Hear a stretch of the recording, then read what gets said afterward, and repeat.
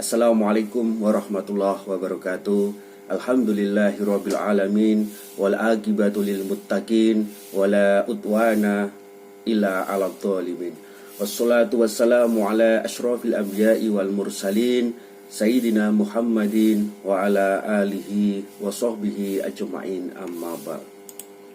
Alhamdulillah, pada hari ini kita masih bisa bersilaturahmi meskipun secara virtual.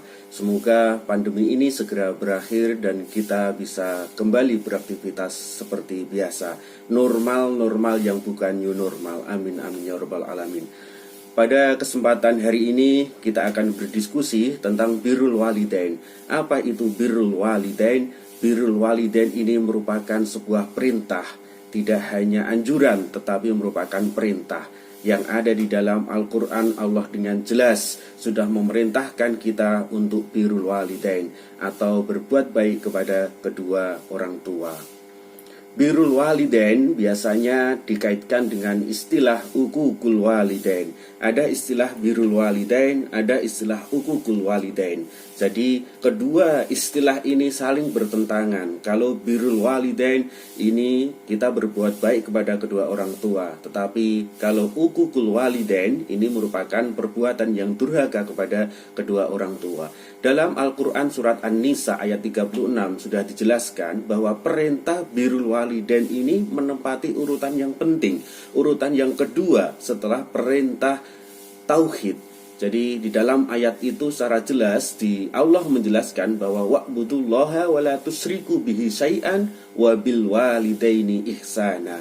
Wa'budullaha, dan sembahlah Allah, wala tusyriku bihi syai'an, dan janganlah kamu mempersekutukannya dengan sesuatu apapun. Wabil walidaini ihsana, dan berbuat baiklah kepada kedua orang tua. Surat An-Nisa ayat 36 ini diperjelas juga dengan surat Al-An'am ayat 151 yang bunyinya bahwa di situ juga sama ya.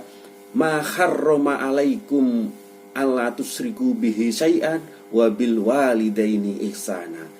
Jadi janganlah kamu mempersekutukan sesuatu dengan dia, berbuat baiklah kepada kedua orang tuamu. Jadi wabil walidaini ihsana ini selalu menempati posisi yang kedua setelah tauhid.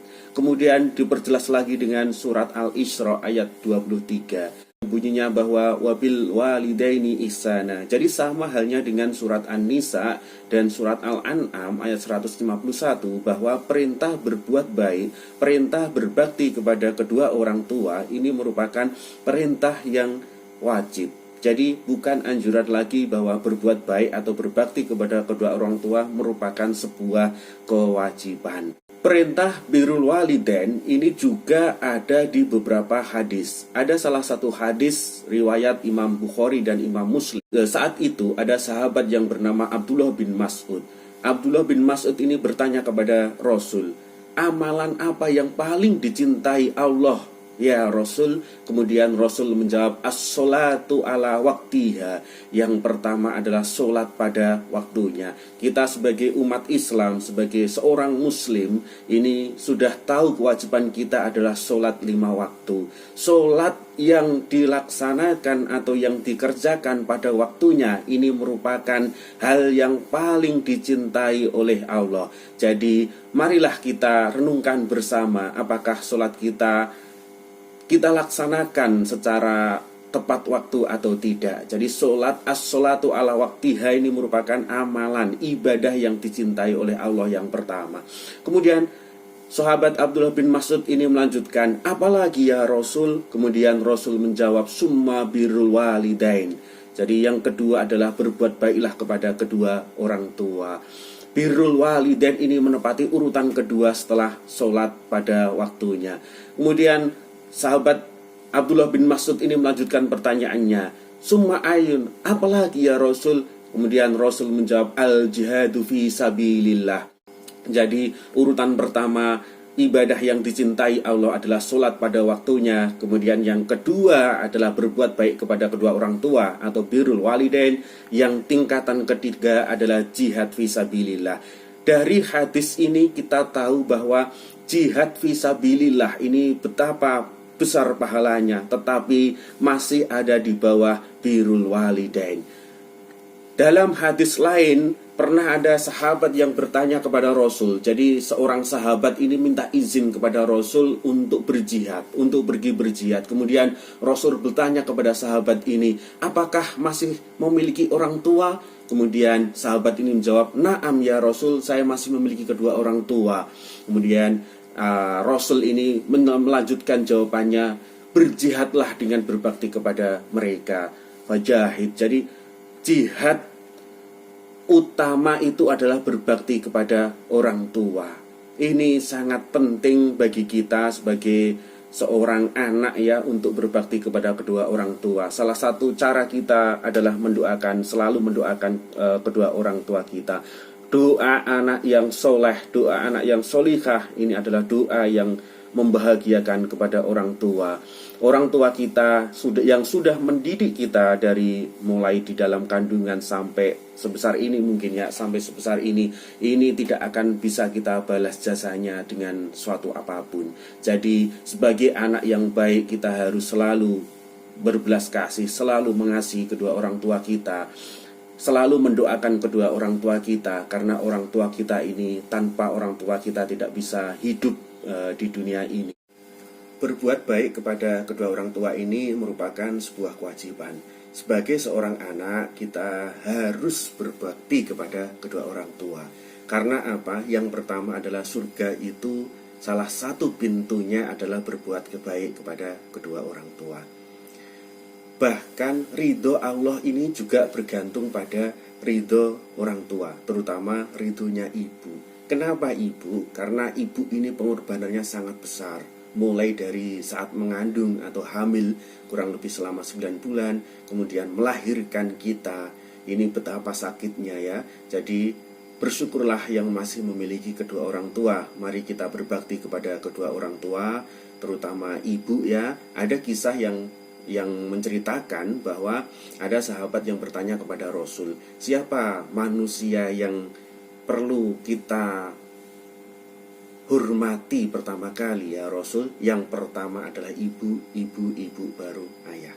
Jadi betapa pentingnya seorang anak ini berbakti kepada kedua orang tua. Sungguh bahagia orang tua yang memiliki anak-anak yang soleh, anak-anak yang solihah.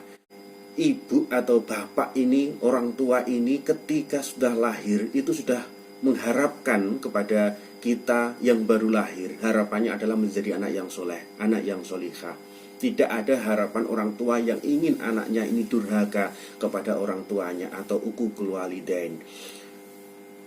Buktinya apa? Yang pertama adalah orang tua itu memberikan nama yang baik buat kita. Tidak ada nama yang buruk. Semua nama yang diberikan kepada anak ini memiliki sebuah arti dan harapan kepada anaknya itu. Apa harapannya? Misalnya namanya Muhammad. Muhammad ini mungkin harapan orang tuanya ingin mencontoh supaya anaknya ini bisa memiliki sifat-sifat yang dimiliki oleh Nabi, yang dimiliki oleh Nabi Muhammad Rasul. Jadi tidak ada orang tua yang menyesatkan anaknya. Tidak ada orang tua yang ingin anaknya ini uququl walidain atau durhaka kepada orang tua. Semua orang tua ini pasti berharap yang terbaik untuk anaknya. Maka kita sebagai anak sudah menjadi kewajiban untuk membalas kebaikan, kasih sayang kedua orang tua kita. Meskipun jika dihitung tidak mungkin kita bisa membalas semua kebahagiaan, semua kebaikan, semua kasih sayang yang diberikan orang tua kepada kita. Pada pertemuan hari ini yang dapat kita simpulkan, yang pertama adalah perintah birrul walidain. Birrul walidain ini merupakan kewajiban, bukan lagi anjuran ataupun sunnah. Bahkan di dalam Al-Quran tadi dijelaskan bahwa tingkatan birrul walidain ini menempati posisi kedua setelah perintah tauhid. Bahkan di dalam hadis tadi yang sudah kita jelaskan bahwa birrul walidain ini tingkatannya lebih utama daripada jihad fi sabilillah. Yang kedua, sebagai seorang anak sudah menjadi kewajiban untuk mendoakan kedua orang tua. Bagaimana kalau orang tua kita sudah meninggal, kita bisa mendoakannya. Doa anak soleh, doa anak solihah ini masih bisa diterima. Kita wajib untuk mendoakan. Kemudian yang kedua adalah memintakan maaf kepada Allah atas kesalahan-kesalahan atau dosa yang sudah dilakukan oleh orang tua kita. Jadi sudah jelas bahwa kewajiban birrul walidain ini merupakan perintah yang harus kita taati, perintah yang harus kita laksanakan selain ibadah-ibadah atau amalan yang lain. Bahkan birrul walidain ini merupakan keutamaan kita, bisa menjadi salah satu pintu untuk masuk surga. Demikian yang dapat saya sampaikan. Mohon maaf apabila ada banyak kekurangan. Saya akhiri pada pertemuan hari ini, semoga bermanfaat. Assalamualaikum warahmatullahi wabarakatuh.